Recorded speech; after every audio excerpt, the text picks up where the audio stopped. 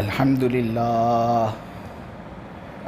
لله نحمده ونستعينه ونستغفره ونؤمن به ونتوكل عليه ونعوذ بالله من شرور أنفسنا ومن سيئات أعمالنا من يهده الله فلا مضل له ومن يضلله فلا هادي له ونشهد أن لا إله إلا الله وحده لا شريك له ونشهد أن سيدنا ومولانا وحبيبنا محمدا عبده ورسوله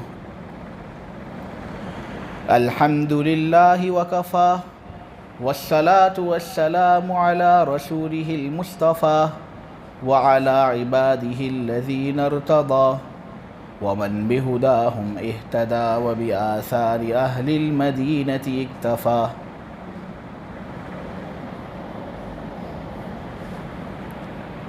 اللہ تبارک و تعالیٰ کے فضل و کرم سے رمضان کا مہینہ سب کو نصیب ہوا. اس کے اندر مختلف اعمال کرنے کی توفیق اور سعادت ہم سب کو نصیب ہوئی. اس پر اولاً تو ہمیں اللہ تبارک و تعالیٰ کا شکر ادا کرنا چاہیے اور بدلے کے اندر یہ یقین رکھنا چاہیے کہ اللہ تبارک و تعالیٰ ضرور اس کا بدلہ ہمیں دے گا، کیونکہ ثواب کی جزا یہ بھی مسلمانوں کے مختلف عقائد میں سے ایک ضروری عقیدہ ہے. اللہ تبارک و تعالیٰ نے اپنے بندوں کے لیے ایک ایسی زبردست جگہ تیار کر رکھی ہے کہ کسی آنکھ نے اس کو دیکھا نہیں، نہ کسی کان نے اس کے بارے میں سنا، نہ کسی انسانی دل پر اس کا کبھی خیال گزرا. بخاری کے اندر ابو ہریرہ یہ روایت بیان کرتے ہیں. ایسی زبردست جگہ کہ بخاری مسلم کی روایت ہے. حضرت انس بن مالک رضی اللہ تعالیٰ عنہ یہ بات بیان کرتے ہیں کہ جنت کے اندر ایک کوڑا رکھنے کی جگہ یہ بھی دنیا اور دنیا کے اندر جو کچھ ہے نا اس سے بہتر ہے. آدمی مسجد کے اندر ہوتا ہے، اپنی جگہ روکنا چاہتا ہے تو رومال رکھتا ہے نا، وہ کتنی معمولی جگہ ہوگی. پہلے زمانے کے اندر لوگ رومال نہیں رکھتے تھے، لوگ کوڑے رکھتے تھے، کیونکہ رومال رکھنے کے پیسے ہی نہیں ہوتے تھے کسی کے پاس. اسی لیے تو بعض فقہا رومال کے بارے میں بھی عجیب و غریب چیز لکھتے ہیں. تو کوڑا رکھتے تھے اپنی جگہ کو محفوظ کرانے کے لیے. تو وہ کتنی معمولی جگہ ہوگی. جنت کے اندر اتنی جگہ دنیا سے بھی بہتر ہے اور دنیا کے اندر جو کچھ ہے نا اس سے بھی بہتر ہے. جنتی عورت کا ایک دوپٹہ جو ہوتا ہے سر کو محفوظ رکھنے کے لیے، چہرے کو چھپانے کے لیے، وہ دنیا اور دنیا کے اندر جو کچھ ہے اس سے بہتر ہے. تو پھر جنتی عورت کا نقشہ کیسا ہوگا، اس کا چہرہ کیسا ہوگا، اس کا سر کیسا ہوگا، اس کے بال کیسے ہوں گے.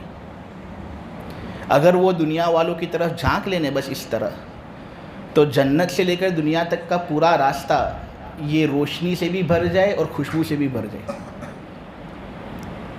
اللہ تبارک و تعالیٰ نے اعمال کرنے والے بندوں کے لیے ایسی زبردست جگہ تیار کر رکھی. ہم اعمال کر کے مایوس نہ ہوں، اللہ تبارک و تعالیٰ بدلہ بھی ایسا دے گا. ترمذی کے اندر روایت ہے، حضرت ابو سعید خدری رضی اللہ تعالیٰ عنہ یہ روایت بیان کرتے ہیں کہ ایک ادنا جنتی جو ہوگا نا، جس کا رتبہ سب سے کم ہوگا، اسی کے زیر نگی 80,000 خادم ہوں گے. آج دکان کے اندر ایک نوکر نہیں آتا تو آدمی یہاں وہاں ہو جاتا ہے. ادنا جنتی ہی کے زیر نگی 80,000 خادم، 72 حوریں اس کے پاس ہوں گی. موتی، زبرجد اور یاقوت کا اتنا بڑا قبہ اس کے لیے تیار کیا جائے گا جو ملک شام کے مقام جابیہ سے لے کر ملک یمن کے مقام صنعاء تک عریض اور وسیع ہوگا. اس کو جو تاج پہنایا جائے گا نا، اس کی ایک معمولی موتی وہ اتنا زیادہ روشن ہوگی کہ اس کے ذریعے سے مشرق اور مغرب دونوں روشن ہو جائیں گے. یہ اس آدمی کا حال ہے جو جنت کے اندر سب سے کم مرتبے پر فائز ہوگا. تو اعلیٰ مرتبے والوں کا تو کیا کہنا. بخاری کے اندر حضرت ابو ہریرہ یہ کہتے ہیں کہ جنت کے اندر 100 درجے، دو درجوں کے درمیان اتنا زبردست فاصلہ کہ آپ سمجھ لو آسمان سے زمین تک کا فاصلہ جتنا ہے نا، دو درجوں کے درمیان اتنا فاصلہ۔ اب آسمان کی تہ کہاں پر ہے اب تک ہمارے جو سائنس والے ہیں وہ پہنچ بھی نہیں سکے، تو دو درجوں کے درمیان کتنا فاصلہ ہے، تو آپ بس یہی سمجھ لیں کہ بہت زیادہ فاصلہ ہوگا۔ تو جو لوگ جنت الفردوس کے اندر ہوں گے، سب سے ہائیسٹ فلور پر ہوں گے، ان کا کیا کہنا، کتنے مزے کے اندر ہوں گے وہ۔ لوگ باقاعدہ دبئی وغیرہ جاتے ہیں لمبی لمبی عمارتوں کو دیکھنے کے لیے، اور لوگ لمبی لمبی عمارتوں کو بنانے کے اندر ایک دوسرے سے سبقت حاصل کرنے کی کوشش بھی کرتے ہیں، اوپر جاتے ہیں تو ان کو اچھا لگتا ہے۔ جنت الفردوس کے اندر کتنا مزہ آئے گا، لیکن اس کے لیے کرنے پڑتے ہیں ایسے اعمال۔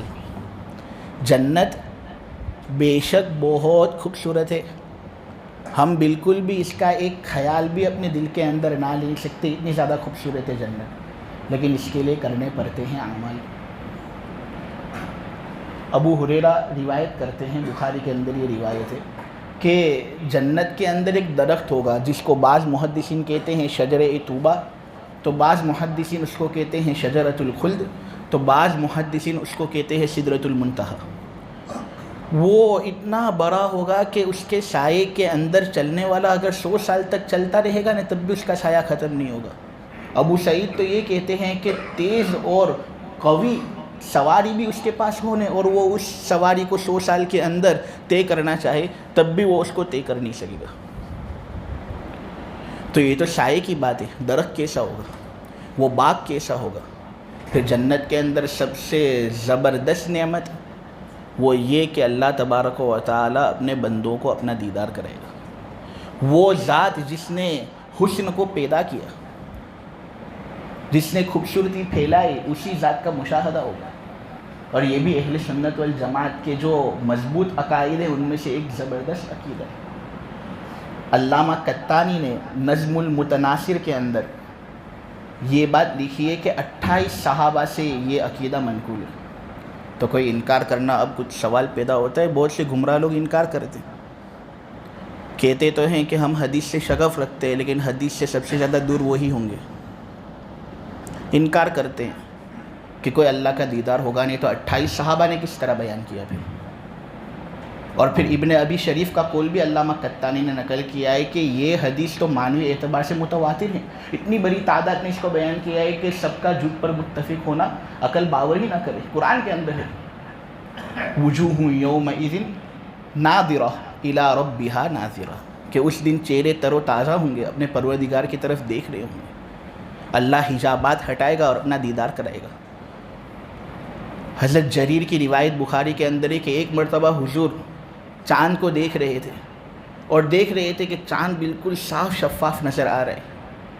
حضور نے اپنے صحابہ سے کہا دیکھو چاند کو، کیا دیکھنے کے اندر کچھ مشقت ہو رہی ہے؟ کتنے سب لوگ دیکھ رہے ہیں، لیکن کیا دیکھنے میں مشقت ہوتی ہے؟ نہیں، دیکھنے والے مزے سے دیکھتے ہیں، چاند بھی اپنی خوبصورتی پر باقی ہے، برقرار ہے۔ تم کل قیامت کے دن اپنے پروردگار کا دیدار بھی اسی طرح کرو گے، دیکھنے والے کثرت سے ہوں گے اور اللہ اپنا دیدار کروائے گا۔ اللہ تبارک و تعالیٰ اس زبردست جگہ کے اندر ہم کو انٹری نصیب کرے، اور اللہ تبارک و تعالیٰ ہم سب کو ہمارے رمضان کے اندر کیے ہوئے اعمال کا بدلہ دے۔ اصل تو اللہ کی رضامندی ہے، ہم اللہ تبارک و تعالیٰ کی رضامندی کو حاصل کرنے والے بنے۔ ایک بات میں کہہ دوں آخر میں، اللہ کی رضامندی میں کسی کا نقصان ہوا نہیں کہ ہمارا ہوگا، اور اللہ کو ناراض کرنے میں کسی کا بھلا ہوا نہیں کہ ہمارا ہوگا۔ اللہ تبارک و تعالیٰ عمل کی توفیق عطا فرمائے۔ 25 اوکے۔ اللہ تبارک و تعالیٰ کا جو دیدار، وہ دراصل وہ گھڑی دیکھ رہا تھا میں، وہاں پر ایک 25 ہوئی ہے،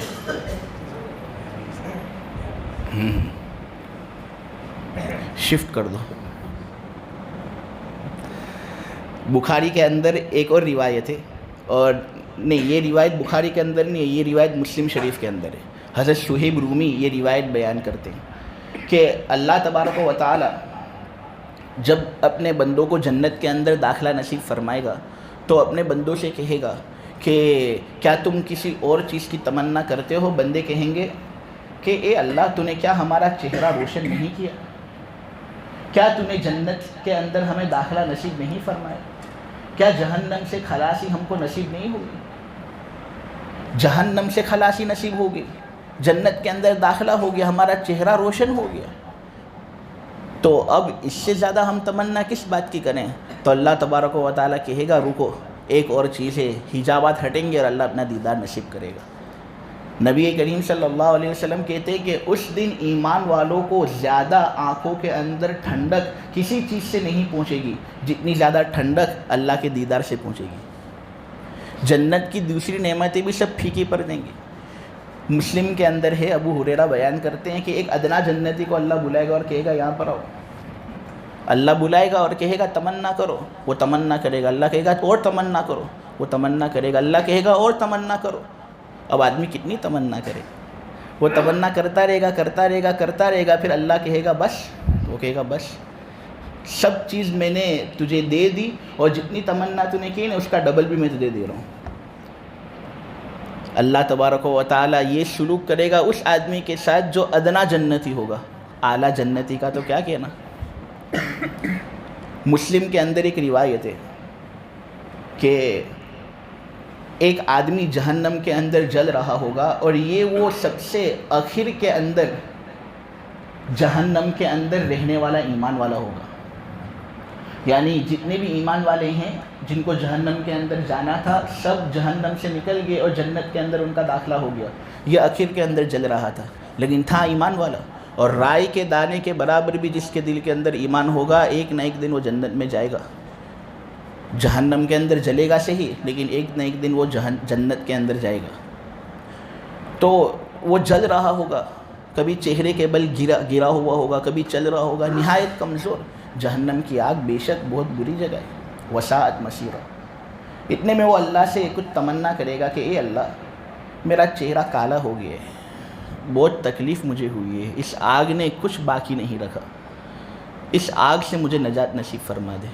اللہ کہے گا ٹھیک ہے، جہنم کی آگ سے باہر آئے گا۔ وہ جب جہنم کی آگ سے باہر آئے گا وہ نہایت کمزور ہوگا کہ اس کے سامنے اللہ ایک درخت کو رکھ دیں گے، وہ درخت کو دیکھے گا اور کہے گا کہ اے اللہ یہ درخت کتنا زبردست درخت، اس کا پانی کتنا میٹھا ہوگا، اے اللہ تو اب ذرا مجھے اس درخت کے اندر جگہ نصیب فرما تاکہ میں اس کا سایہ حاصل کروں، اس کا میٹھا پانی پیوں۔ اللہ کہے گا ٹھیک ہے، جہنم سے تجھے نجات دینی تھی، میں نے جہنم سے تجھے نجات دے دی، اب یہ درخت کا سایہ حاصل کرنا چاہتا ہے تو اس کا پانی پینا چاہتا ہے، یہ بھی میں تجھے عطا فرما دیتا ہوں، لیکن ایک شرط کے ساتھ۔ وہ شرط یہ ہے کہ اگر تو مجھ سے یہ وعدہ کرتا ہے کہ تو اب کوئی دوسری فرمائش نہیں کرے گا تو میں تجھے یہ فرمائش دوں گا۔ وہ کہے گا اللہ میں تیری قسم کھاتا ہوں، گلے پر ہاتھ بھی رکھے گا، یہ میری طرف سے کہ میں اب کسی چیز کا وعدہ نہیں کرتا، بس وہ جگہ مجھے دے دے۔ تو اللہ تبارک و تعالیٰ اس کو وہ جگہ عطا فرما دیں گے، وہ پانی پیے گا، سایہ حاصل کرے گا، ٹھنڈک میں بیٹھے گا۔ پھر اللہ تبارک و تعالیٰ اس کے سامنے ایک دوسرا درخت پیدا کر دیں گے۔ لالچی انسان پوری دنیا کی جو زندگی ہوتی ہے اس کے اندر بھی لالچ کے اندر ہی رہتا ہے، وہ وہاں پر بھی لالچی ہی ہوگا۔ وہ تو دیکھ کر اللہ کو فوراً کہے گا اللہ وہ درخت کتنا اچھا ہے، اس کا سایہ حاصل کرنا چاہتا ہوں، اس کا پانی پینا چاہتا ہوں۔ اللہ کہے گا اے تو نے تو مجھے وعدہ کیا تھا، تو وعدہ توڑتا ہے، میری قسم تو نے کھائی تھی۔ وہ کہے گا اللہ اب میں تیری قسم کھاتا ہوں، اس کے بعد کوئی دوسری فرمائش نہیں۔ اللہ جانتا ہے کہ یہ پھر سے توڑے گا، لیکن اللہ تبارک و تعالیٰ اس کو معذور سمجھے گا۔ کیوں معلوم ہے؟ وہ جنت کی نعمتیں ہی کچھ ایسی ہوں گی، کوئی دنیا کا سب سے بڑا ولی بھی اگر اس کی جگہ پر ہوتا نا وہ بھی قسمیں توڑتا، کیونکہ جنت کی بات ہی کچھ الگ ہے۔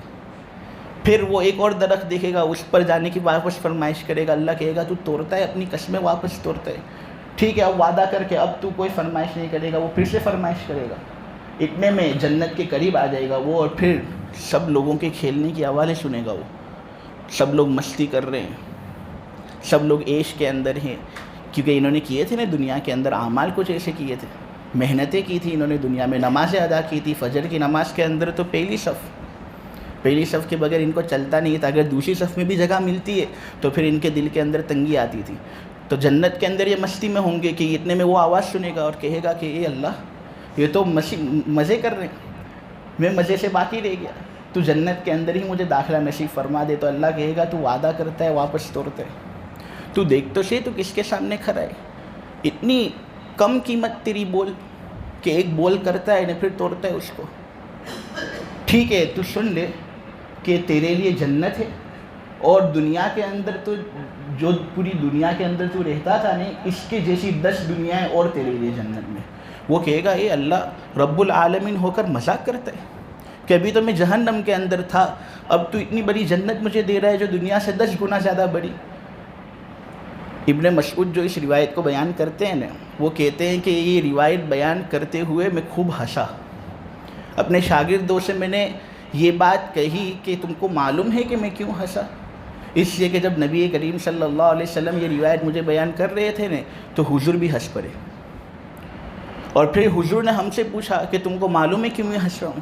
اس لیے کہ جب وہ یہ کہہ رہا تھا نا اللہ سے کہ اللہ تو رب العالمین ہو کر میرے ساتھ مذاق کرتا ہے، تو اتنا بڑا ہے اور چھوٹوں کے ساتھ مذاق کرتے، تو اللہ بھی ہنسے۔ اب اللہ کا ہنسنا کیسا تھا وہ اللہ کو معلوم، اللہ کا تو جسم نہیں ہے نا ہماری طرح، لیکن اللہ ہنسے اور اللہ کہتے ہیں اے میرے بندے میں جو چاہتا ہوں کرتا ہوں، تو کون ہوتا ہے مجھے کہنے والا؟ تجھے جنت کے اندر داخلہ نصیب فرمانا یہ میری چاہت ہے، میں جو چاہتا ہوں کرتا ہوں۔ تو اللہ تبارک و تعالیٰ پھر اس آدمی کو بھی جنت کے اندر داخلہ نصیب فرمائیں گے۔ اس لیے ہم نے اعمال کیے، اب ہم اللہ تبارک و تعالیٰ سے یہ یقین رکھیں کہ اللہ ہم کو اس کا بدلہ دے گا، اور اعمال کو سسٹین کریں ہم۔ انما الاعمال بالخواتیم، کہ اعمال کا دار و مدار خاتمے پر ہے۔